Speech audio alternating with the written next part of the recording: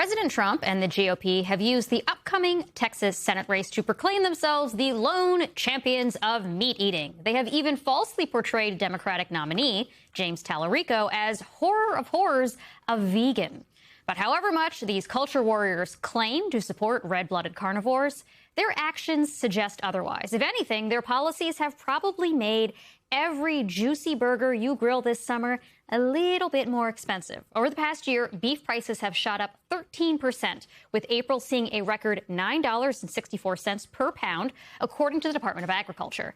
Industry experts have said a drought, labor shortages, tariffs, and other cost pressures have led to the smallest cattle herd sizes in 75 years, which has led to higher prices. And as a result, several of Texas's oldest, most celebrated barbecue restaurants have already closed their doors, while other owners, including our next guest actually, say that they are struggling to remain open as costs climb with no end in sight. Joining us now to discuss all of this is Russell Ragels. He is the owner of Ragels Barbecue Company, which has two locations in Houston and Katy, Texas. Russell, thank you so much for joining us tonight. You have been in business. You have been in business for 25 years at this point, a quarter century. Yes. You have served some very high-profile customers over the years, including former President George H.W. Bush. So tell us about how even an established business like yours has been affected by these surging beef prices.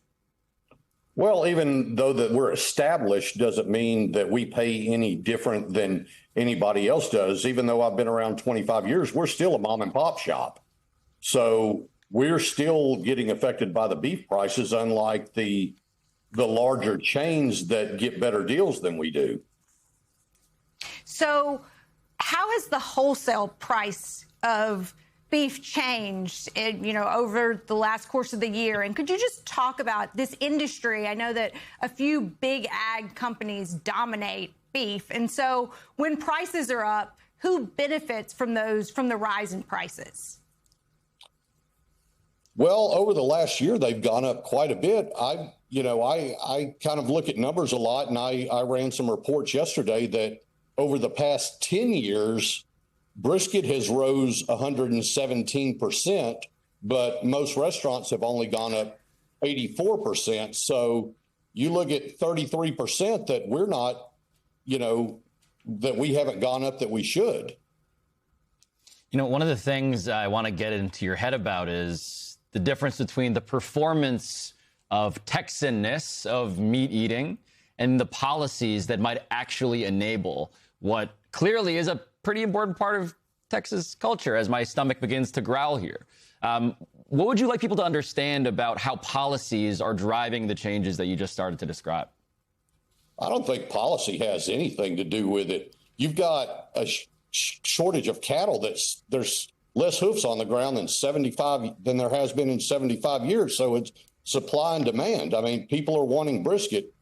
I tell people you see Texas barbecue restaurants opening across the country so that, they're selling more brisket. There's more brisket being shipped overseas. It's not, anything but supply and demand.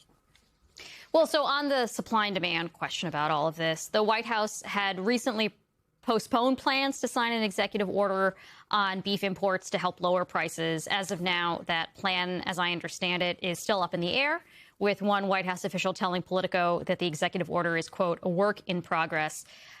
If you had the ear of the White House right now, what would you say? Is there anything you would like to ask? Or is there anything that you think that the White House or Congress or other elected officials could do to help businesses like yours? Well, unless they're going to start breeding more cows, I don't think there's anything they can do. Well, if we're going to get our barbecue this summer, we got to, I know. Cattle's not there. If the cattle's not there, the cattle's not there. Well, you could have more imports. You could import. You could potentially import more beef to increase the supply. We've used briskets from Canada. We've used briskets from Mexico before, but there's nothing like good American beef. And that is true. Russell Ragels, owner of Ragels Barbecue Company, thank you so much. Thank you. Y'all have a great day. You too.